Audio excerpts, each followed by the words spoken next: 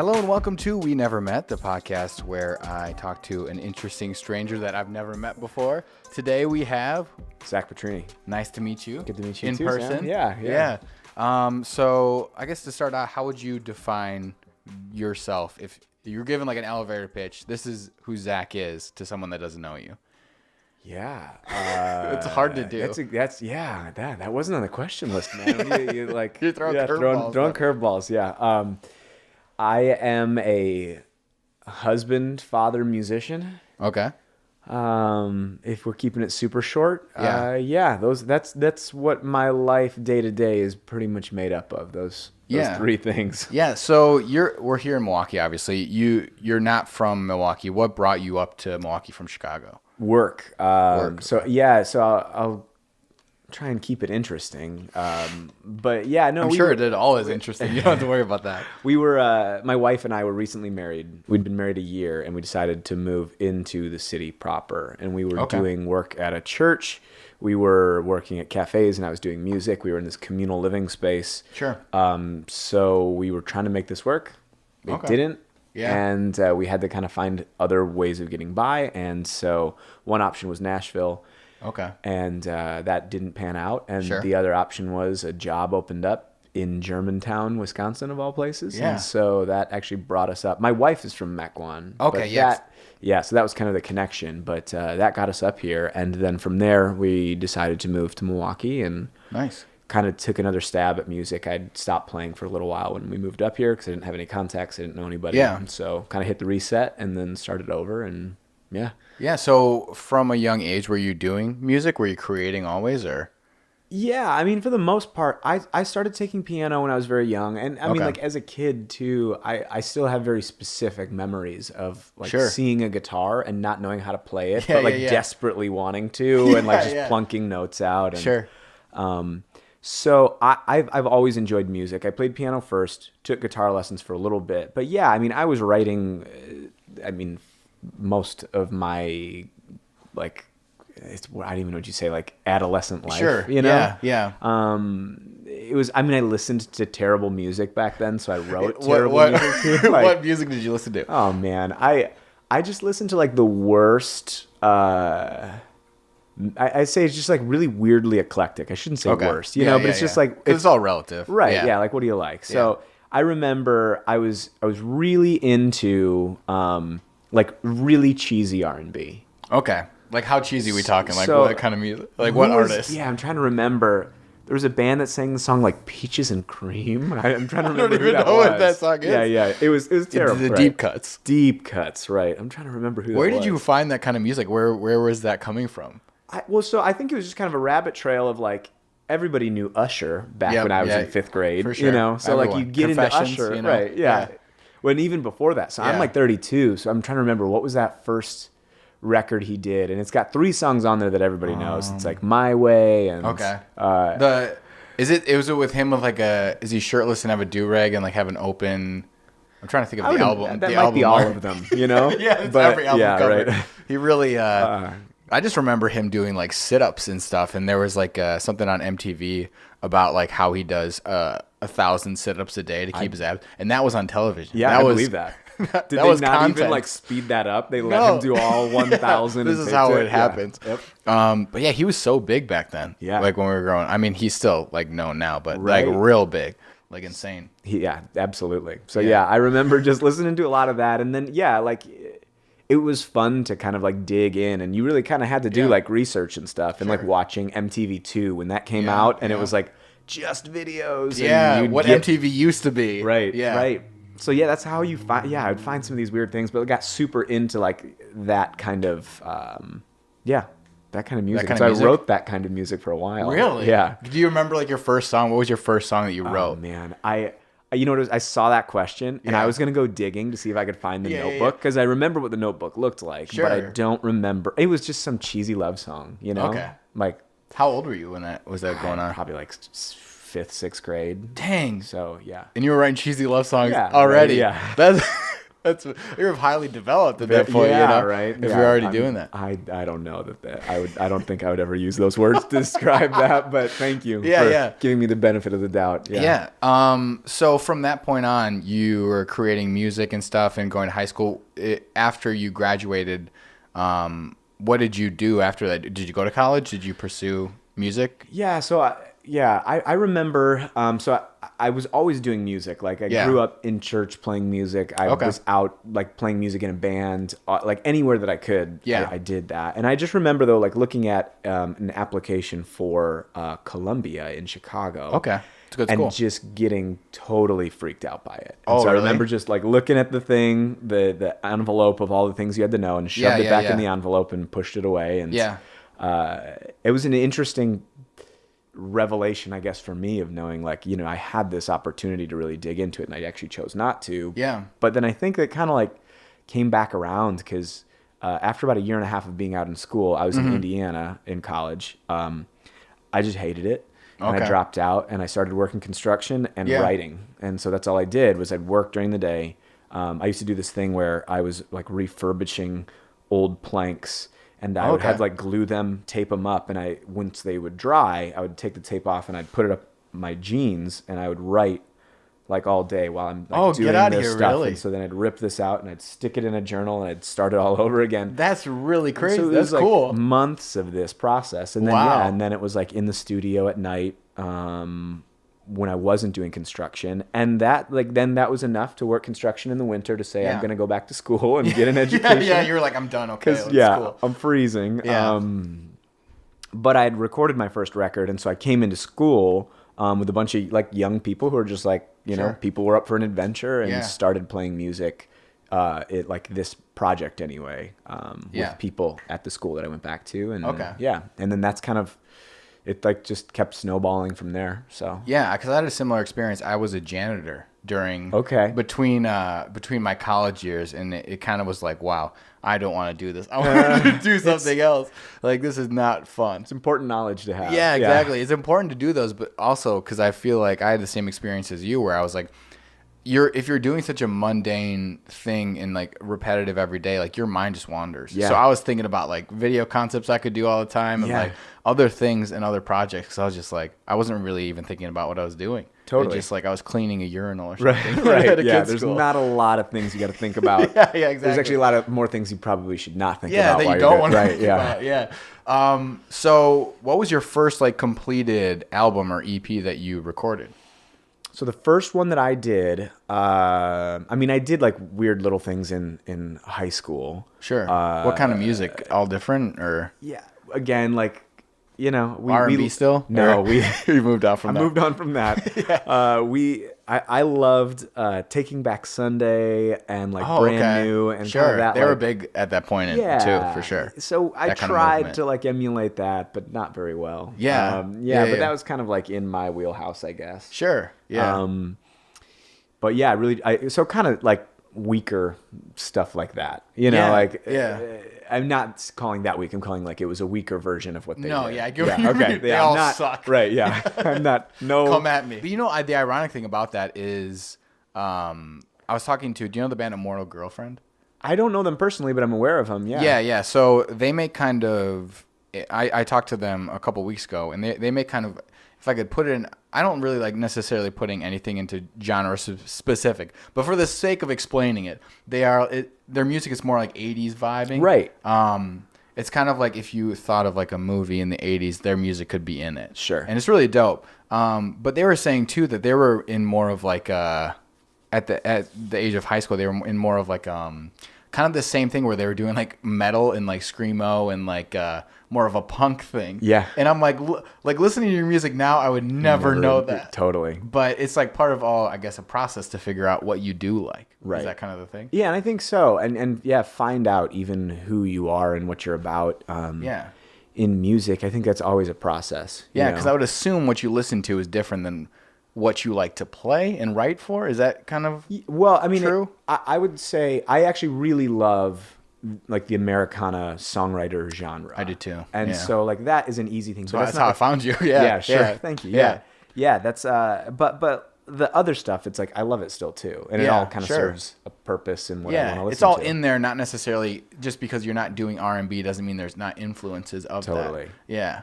So I guess who are some of the people that you listen to in that genre? I'm a big fan. I don't know Donovan Woods. You know who Donovan Woods is? No. Oh my God. I'll have to listen. I'll send it to you afterwards. Please do. Yeah, he's awesome.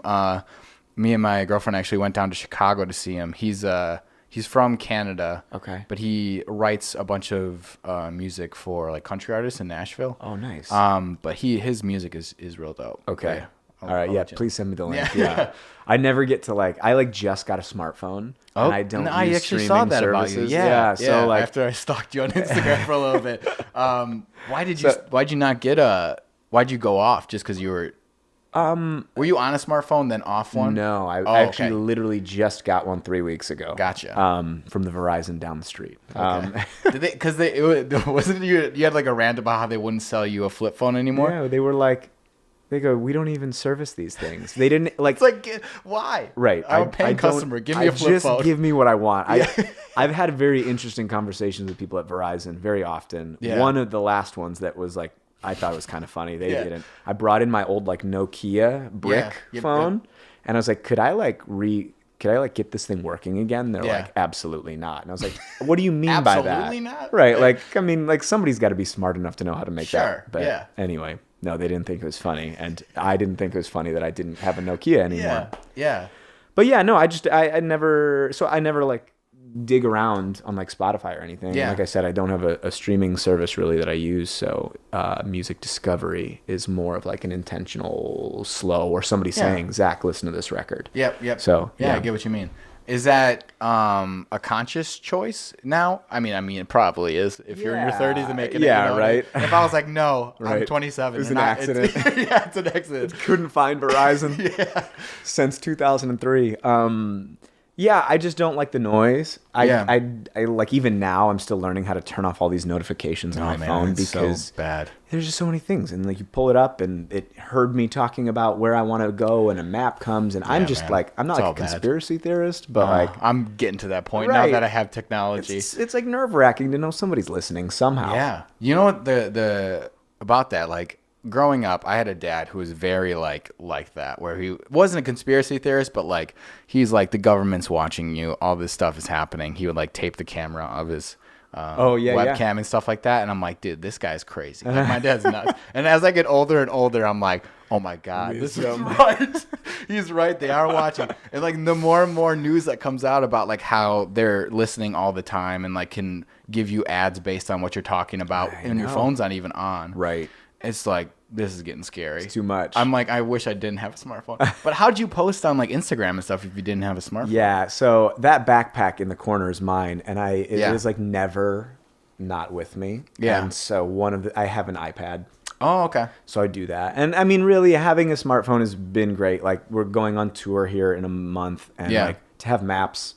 Oh yeah, it's a big thing, right? Like to be able to like not be like, I've got to pull up an email so I can page through it to find a phone. Like, it is really nice for those things. I will say that, but it is just it makes life simpler and nicer, I think, without it sometimes. Yeah, you know, like I just I don't want to be bugged all the time. Yeah, because I did like for just over a month. I'm like, I'm off social media. Yeah, I'm done with it, and I just needed that like cleanse, because I was like opening Facebook on my computer and then like also on my phone, and I'm like, what am I doing? Like, I didn't even realize that I was doing it. Just double dip. I'm like, why am I on this? And it was like, you wake up and it's like the first thing I opened was Instagram, and I wasn't even thinking about it. I'm like, why am I opening this app? It's like I'm addicted to this stuff, and I like need to stop. So I like for a whole month I was just like, I'm not gonna even do it, and it was really nice. It was really stress free. Sure, not having to look at everyone's stuff all the time. Yeah. It's like information that you just don't like. There's nothing wrong with it, but you just don't need it. Yeah, exactly. Yeah, it's just clutter.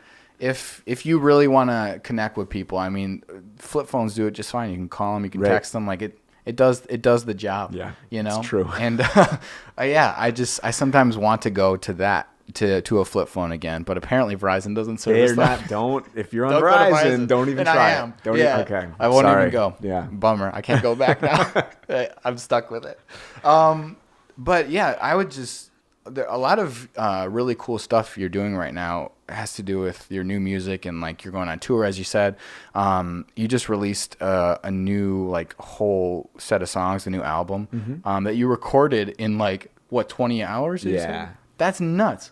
Yeah, well, it helps when you do it live. You know, you had the whole band in there. Yeah, but still, that's short. That's like Beatles type of stuff, right? Where they would go in there for like 2 hours and have like 3 songs done. Yeah, like that's nuts. Well, thank you. No, yeah, it was. Part of it is the guys that I work with are really easy to work with. Sure. We had just finished recording an entire record like a month or two before we went into the studio. You were all warmed up and ready to go. Yeah. Like it wasn't like we were like, oh, what's going, like no one was tentative. Everybody was like, we got this time. Let's just pound it out. We kind of said, at least these songs we're going to do our best to hit. Yeah. And if we have extra time, great. But if not, like we budgeted enough time. Sure. Where it was just like, okay, you take 4 passes at each one, basically. Yeah, that's what I was going to ask. Yeah. If you don't like those 4, you just move on, or just move on. Yep. Or do you take even one of the 4 that maybe you didn't like and you listen to it over and be like, hey, that actually was good? Yeah, and that was what we had. Like some of the process was, it's like we would play it, come in and listen, because there were 2, 3 of the songs that we did that half the guys hadn't even heard before. Oh, really? It was like I'd finished writing them the week before we left. Whoa. And then we went in and that makes it harder for sure. Yeah, it was. It was kind of like, but it was kind of exciting too, because I'd never done a record that way. And, I know a lot of times some people have the space to like really get creative in the studio and they've got all of this time. And I knew that we didn't, but I thought it'd be fun to at least knowing that like, I'm not footing the bill for this, which was what helped. It wasn't that like insane pressure of like, okay, man, if this doesn't work out, like this is the thing you're touring off of for like a year and a half, and then yeah, that's another thing, because I was reading a little bit about you and what you said about your previous albums or whatever, and you said there's this conflict between like trying to like provide for your family, but also like go after your passions and like do what you want to do. Is that like very stressful? I would assume that is. Yeah, it's been a constant like back battle. And forth.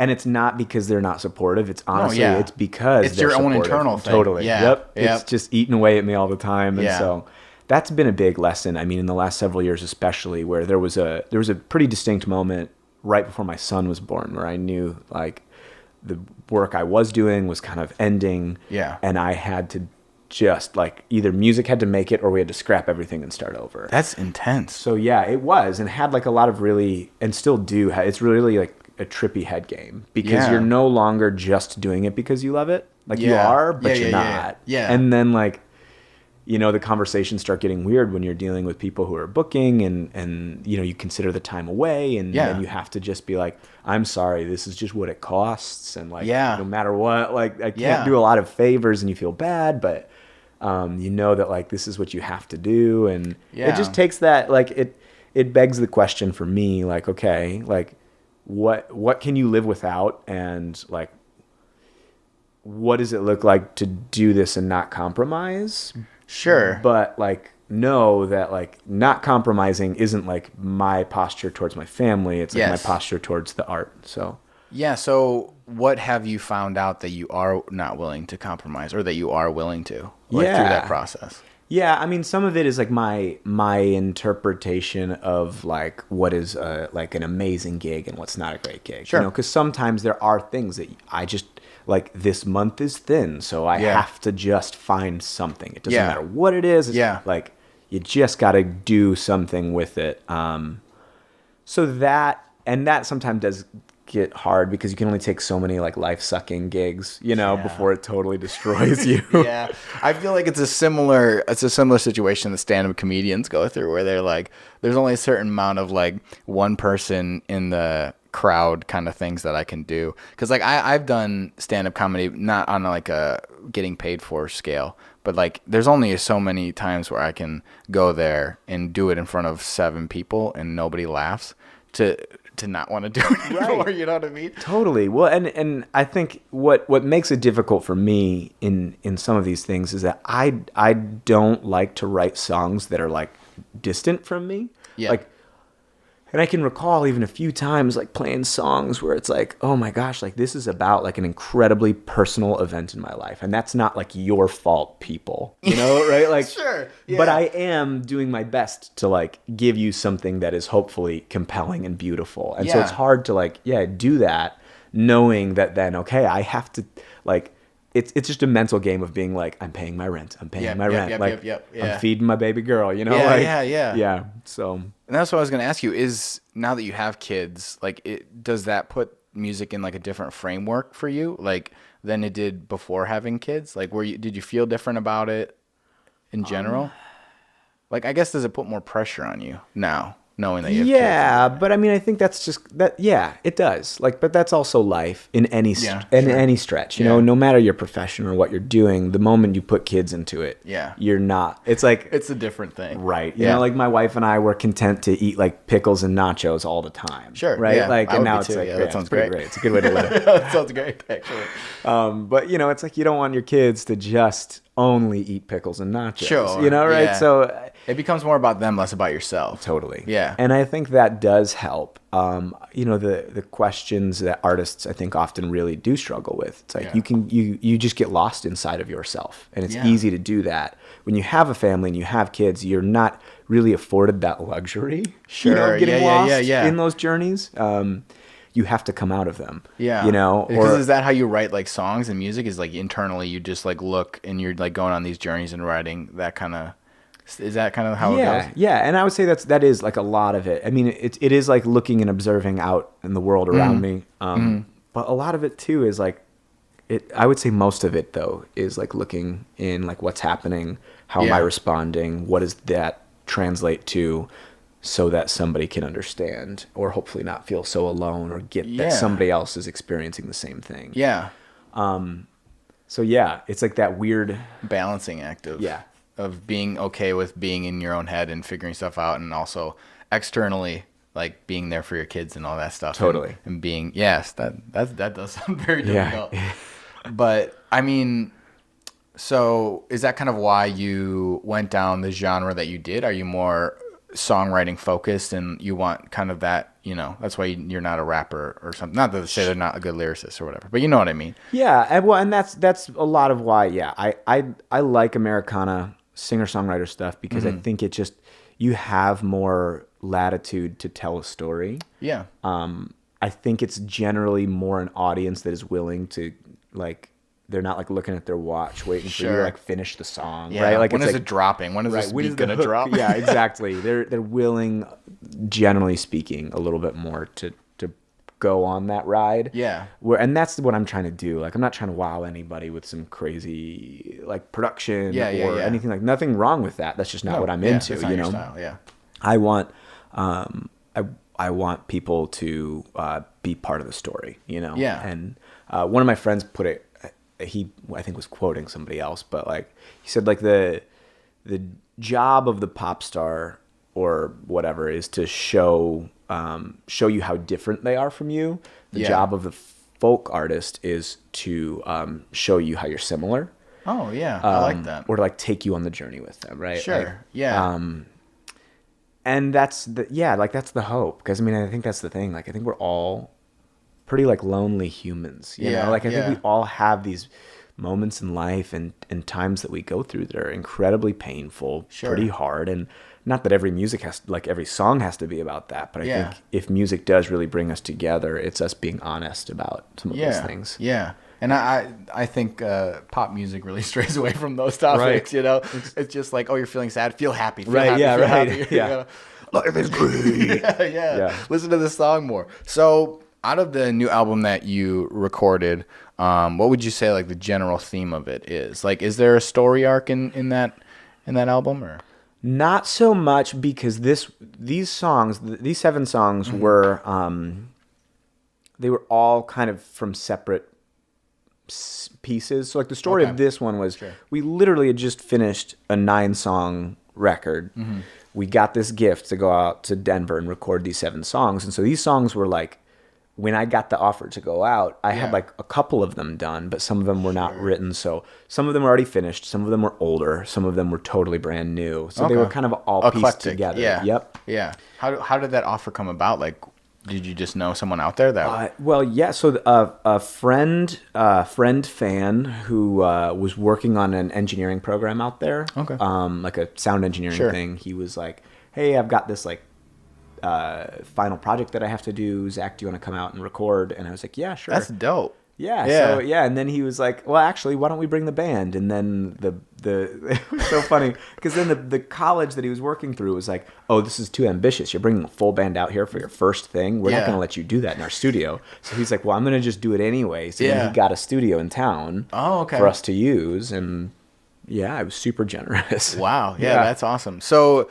the process of recording that album presumably was very different than your other ones because it was all over the place. So did you find yourself having to like learn the songs you wrote before, like that were really far back, or did you pretty much have them all? I kind of have them all. I've got a very weird memory. Like, it's pretty like when it comes to like music or anything that actually is like useless information, like if movie you're doing quotes it, I don't think stuff. It's useless. Sure, but. Thank you. Yeah. But like my brain, like I can like watch a movie and have like most of it like that's on helpful lock, though, right? Like because if you're going on tour, you got to remember all the songs. Totally. You know, a lot of artists I see, they're like, I gotta like start playing that song again because I don't remember how it goes. You know what I mean? So that doesn't really happen. Not as much. I mean. And anymore, like we're playing so much, and that it's just kind of muscle memory. Yeah, you know, like it's hard to forget, and especially when you are working the songs. Like as long as I think, like I need to get them down and get them like going as I want them to. I spend a lot of time just playing through them. Yeah. So it just ends up being muscle memory for the most part. Yeah, I recently you posted something about like challenging yourself as a songwriter and challenging yourself as a musician in general. What do you think your weaknesses are as far as that's concerned that you need to challenge yourself? I got a few of them. Yeah, I think you brought a list. Here we go. Yeah, right. Where do you want me to start? So aware. Yeah, no. One of them is that I've never really been like a super well trained musician. You know, I took some lessons. I was a music major for a minute in college. But like I don't know theory that well. You know, I'm not getting into super technical chord changes and stuff. Yeah. Like I keep it pretty simple. And I do that intentionally, but also it doesn't hurt to know why things work. Sure. So knowing too, like playing piano is not my primary instrument, but I want to get better at it. So, you know, when I was in the studio just this last week, I played a bunch of key parts. I don't know if we're going to keep them, but I tried it. Like singing harmony. I'm really not that good at it. So I'm trying to learn and continue. So I did that in the studio and tried until I got it, basically. You know? So, I mean, in the very practical sense, doing that, I mean, I think writing is always one of those things that you're never arrived at. You know, like you can always get better. You can always lean on other people to give you advice or just their perspective on what you're writing. So, I mean, that's something as well. Man.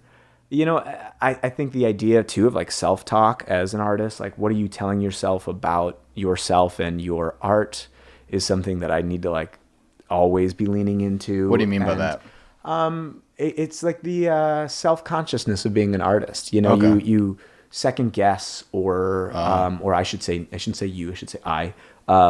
You all do it. I know you do. I've never done it. I never do this, But yeah, you know, you have a performance maybe that doesn't go the way you want, and you tell yourself a story about that I don't know if it's true, you know, like, but I'm telling it to me, and so I believe it, you know. So having better boundaries with my own internal dialogue, you know. Those are some things. I think for me, like, this is gonna sound like a real stupid question. Just I'll say that up front. I always. When I listen to music, right, I have a guitar over there. I play the ukulele a little bit. That it was Martin, right? Yeah, very nice. It's a really nice one. I got a Fender electric guitar too. My grandpa used to like write and play music. Oh, sweet. So when he died, he gave me those, and I never learned how to play.